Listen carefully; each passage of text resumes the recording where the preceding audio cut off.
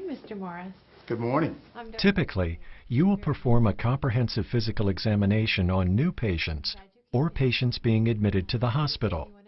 This provides fundamental knowledge about the patient and helps identify or rule out physical causes related to your patient's health concerns.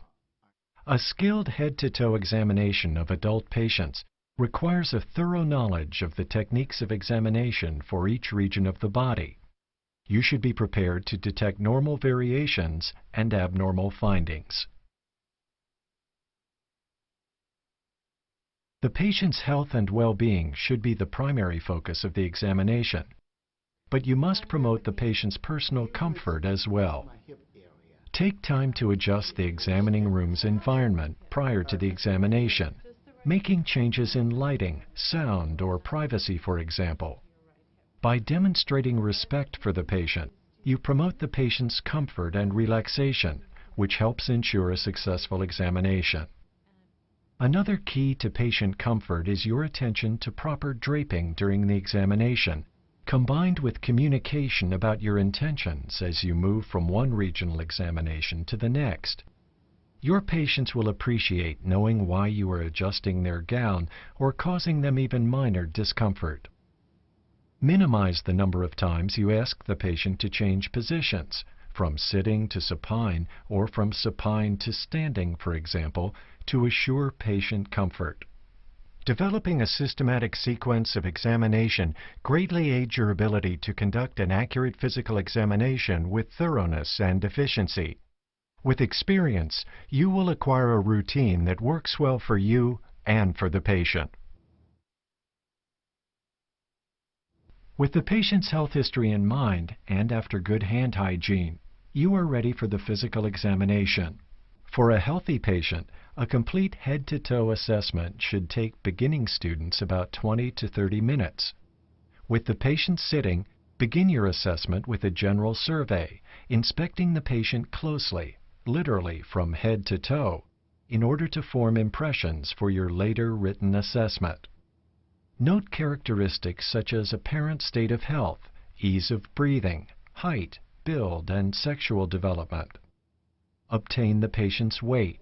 Note posture, motor activity, and gait, as well as dress, grooming, personal hygiene, and any odors of the body or breath. Okay, very good. So, Observe the patient's facial expressions and listen to the patient's manner of speaking as you note his or her state of awareness. Now measure vital signs. When measuring blood pressure, select a cuff of the appropriate size and position the patient's arm properly at heart level. This will help ensure an accurate reading. Record the patient's heart rate by checking the radial or, in older adults, the apical pulse. Next, check respiration.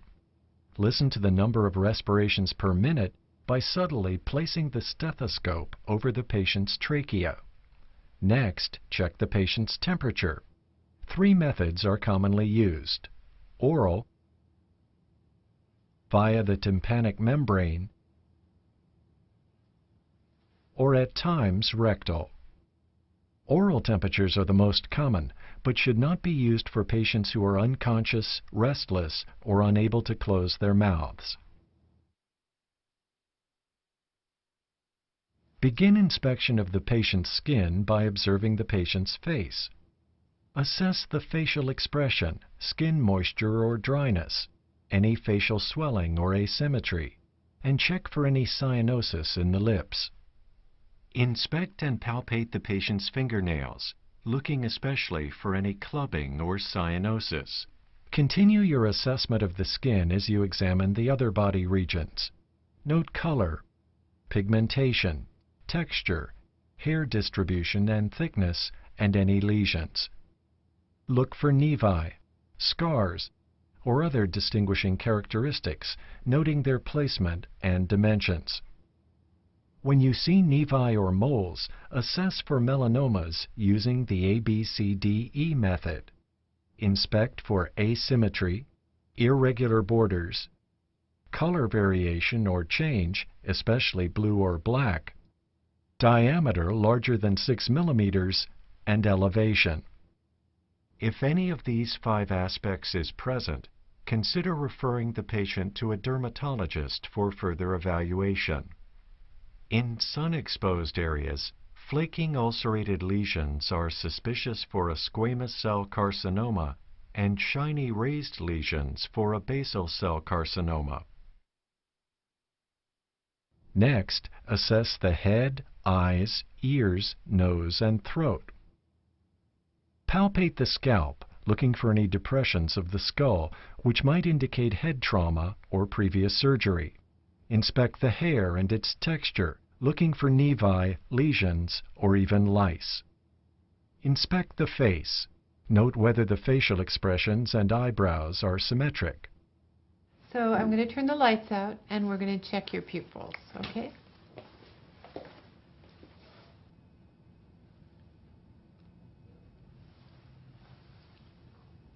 Check the color of the conjunctiva and sclera, looking for pallor in the conjunctiva or icterus in the sclera.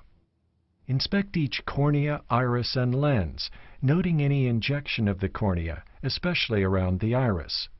Compare the pupils and test their reactions to light and accommodation. With an ophthalmoscope, inspect the ocular fundi, checking carefully for sharpness of the disc margins and especially any blurring of the margins, suggesting papilledema, shown here. Next, examine the ear canal and drum using your largest ear speculum and holding the otoscope at an upward angle. Check auditory acuity. If acuity is diminished, check lateralization using the Weber test, and compare air and bone conduction with the René test. Next, inspect the anterior and inferior surfaces of the nose. Note any asymmetry or deformity. Then, inspect the inside of the nasal passages with an otoscope. Palpate for sinus tenderness by pressing up on the frontal sinuses from under the bony brows, then press up on the maxillary sinuses. Okay, I'm going to check your mouth, your lips. Inspect the mouth, observing the symmetry, color, and moisture of the lips, and note any masses, ulcers, cracking, or scaliness. Inspect the oral mucosa and note the color of the gums, normally pink. Inspect the gum margins and the interdental papillae for swelling or ulceration. Inspect the patient's teeth and look for abnormalities. Inspect the hard and soft palates, the uvula, tongue, and other structures of the mouth. Pay particular attention to the floor of the mouth and the sides and undersurface of the tongue, for here is where leukoplakia or cancers can develop. Next, you may wish to perform a brief assessment of the 12 cranial nerves while the patient is sitting and facing you. Cranial nerve 1, the olfactory nerve, is typically not tested unless a neurological problem is suspected. In the head-to-toe assessment, cranial nerve 2, the optic nerve, can be assessed with a test for visual acuity by using a Snellen eye chart. Pupillary response was tested earlier. Cranial nerves 3, 4, and 6 control extraocular movement. All right, I'd like you to look straight ahead, just right over my shoulder, and then I want you to follow my finger, okay?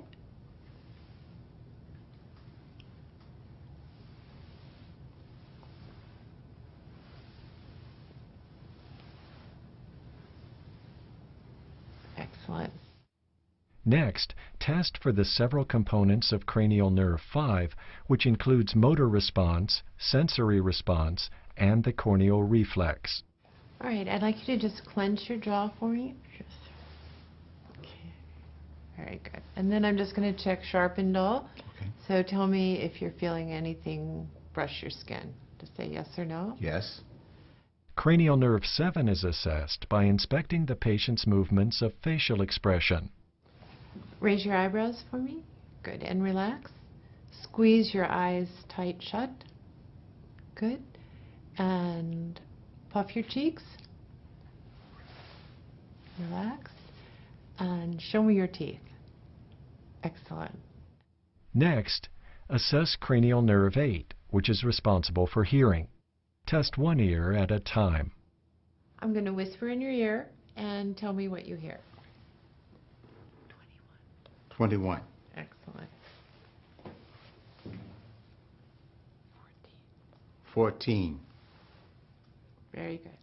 Assess cranial nerves 9 and 10 by listening to the patient's voice. Is it hoarse, or does it have a nasal quality? Open your mouth. Here, you'll also ask the patient to say ah, or to yawn as you watch for symmetric movement of the soft palate, uvula, and the interior and posterior pillars and pharynx. For cranial nerve number 10, warn the patient that you are going to test the gag reflex. Then, stimulate the back of the throat lightly on each side in turn. Assess cranial nerve 11 from behind the patient. Look for atrophy or fasciculations in the trapezius muscles. Ask the patient to shrug both shoulders upward against your hands. Note the strength of the trapezius. From the front, ask the patient to turn his head to each side against your hand. Observe the contraction and force of the opposite sternomastoid and note the force of the movement against your hand.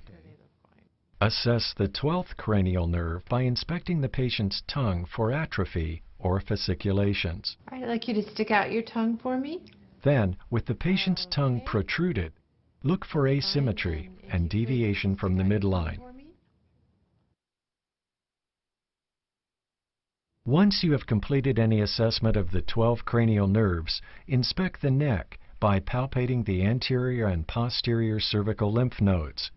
For each node, note its size, mobility, and any tenderness. Note any masses or unusual pulsations in the neck. Next, palpate in the sternal notch to check the position of the trachea. It should be midline. Ask the patient to take a sip of water and inspect for the thyroid gland as the patient tips his head back, then swallows.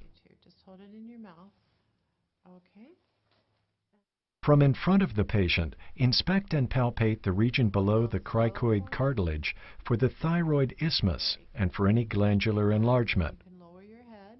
I'm just going to feel for the... Repeat, standing behind the patient.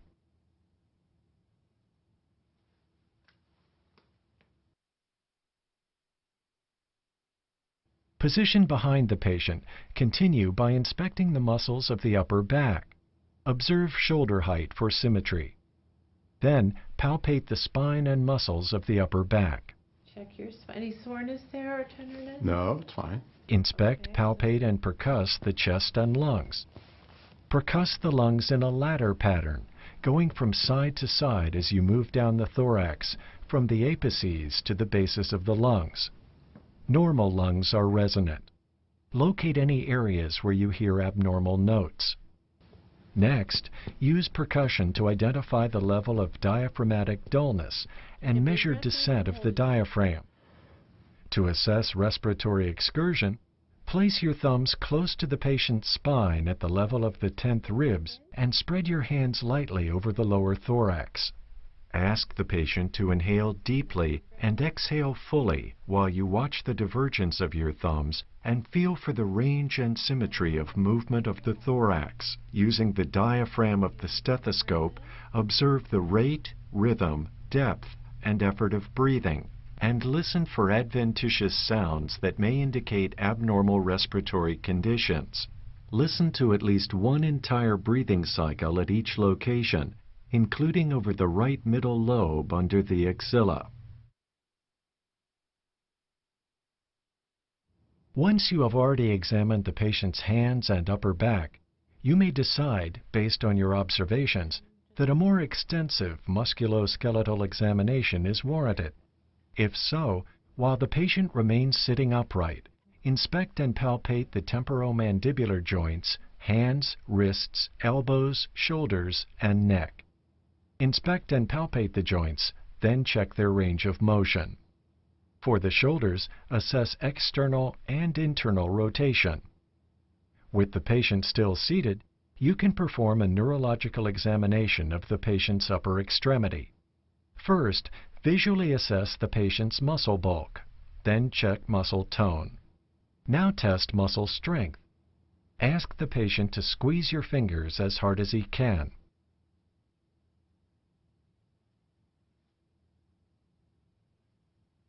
Next, test the patient's biceps. Then test the triceps and repeat on the other side. Okay, with your eyes open, touch my finger. Next, check for point-to-point movement And now again. Good. and assess rapid alternating movements. Together, these exercises help you assess the patient's upper extremity strength and coordination. Excellent. Examination of the breasts is important for both female and male patients. While the techniques of examination for men and women patients are similar, the female breast is usually more dense, and its examination should therefore be more thorough. Palpate in a smooth rotary motion, assessing the breast tissue for consistency, tenderness, and nodules or masses. In the woman, to begin the examination, visually inspect the breasts with the patient seated and her arms at her sides. Inspect the breasts with her arms raised and with her hands placed on her hips. In either sex, inspect the axillae and feel for the axillary nodes. Feel for the epitrochlear nodes as well. Although examination of the male breasts may be brief, it should not be omitted. Inspect for symmetry and size, and palpate each nipple, areola, and breast for nodules. To examine the anterior thorax, have the patient remain supine and breathing normally. Observe the condition of the skin and inspect the chest for deformities, asymmetry, and respiratory movement. Next, palpate the chest wall to locate any areas of tenderness or to assess any lesions or abnormalities. Next, percuss the anterior thorax in symmetrical areas, proceeding from the supraclavicular area down to the sixth rib or below. Again, compare both sides. Identify your percussion notes and their locations. Using the diaphragm of your stethoscope, you should hear breath sounds over the anterior lung fields. With the patient supine and elevated to a 30-degree angle, begin the cardiac examination. And relax. Often, the first step in your cardiovascular assessment is estimating the jugular venous pressure, or JVP. Measure the JVP in relation to the sternal angle.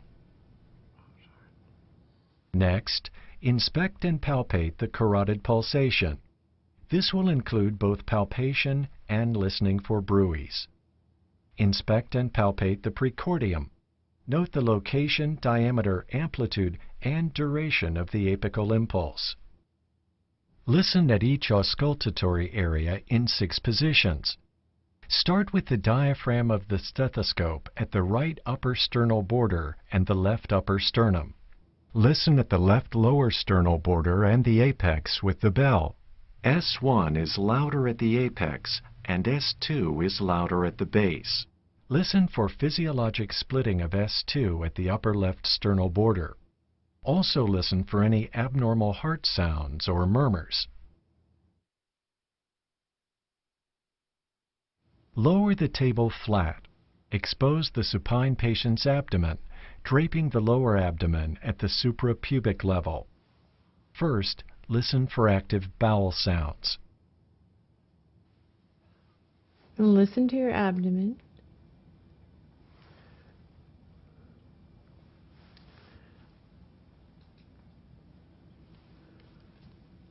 Palpate lightly, then deeply.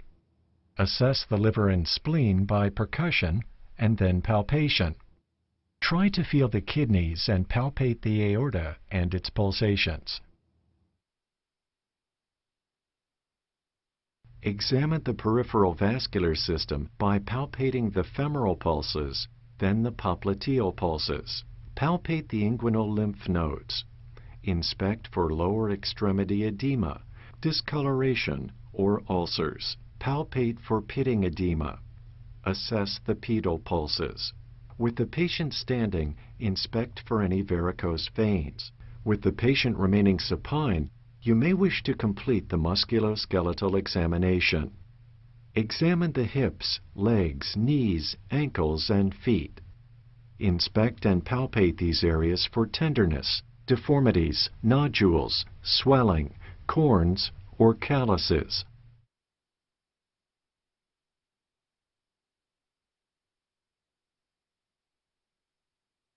To complete the neurological examination, assess lower extremity strength, bulk, tone, sensation, reflexes, and Babinski's to complete your examination of the nervous system.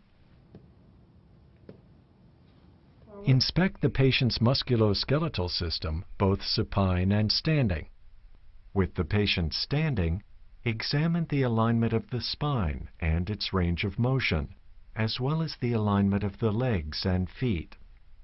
Observe the patient's gait and ability to walk heel to toe and walk on the toes, the heels, hop in place, and do shallow knee bends. Do a Romberg test and check for pronator drift. A complete examination of the nervous system can be done at this point, if not done earlier. It consists of 5 segments: mental status, cranial nerves, motor system, sensory system, reflexes. The mental status is determined by assessing the patient's orientation, mood, thought process, and content, abnormal perceptions, insight, and judgment. As previously outlined, the 12 cranial nerves may be examined here. The motor system consists of examination of muscle bulk, tone, and tests of strength of major muscle groups of the upper and lower extremities. Assessment of the sensory system evaluates pain and, if indicated, temperature, light touch, vibration, proprioception, and discrimination.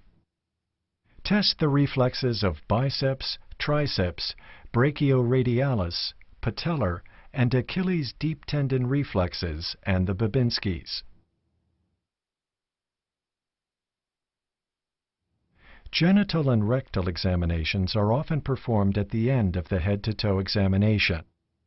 An examination of male patients begins with inspection of the genitalia, continues with inspection of the sacrococcygeal and perianal areas, and includes palpation of the anal canal, rectum, and prostate. Genital and rectal examinations of female patients begin with inspection of the external genitalia and continues with a speculum examination of the vagina and cervix, including a pap smear and cultures if indicated. The clinician may also perform a bimanual examination of the uterus and adnexa, followed by the rectovaginal and rectal examinations if indicated. Pay particular attention to draping during these examinations, and whenever possible, continue to minimize the patient's exposure. Remember that a clear, well-organized clinical record, employing language that is neutral, professional, and succinct, is one of the most important adjuncts to patient care. The patient is of medium height and weight, middle-aged, and responds well to questions. He is relaxed, his skin is warm and moist. He is well groomed, his color is... After practice and further review of this video, make sure you have mastered the important learning objectives for examining the patient head to toe. The more adept you are at the principles of clinical reasoning, patient interviewing, and therapeutic support, the more effective your physical examination will be to the well-being of your patient.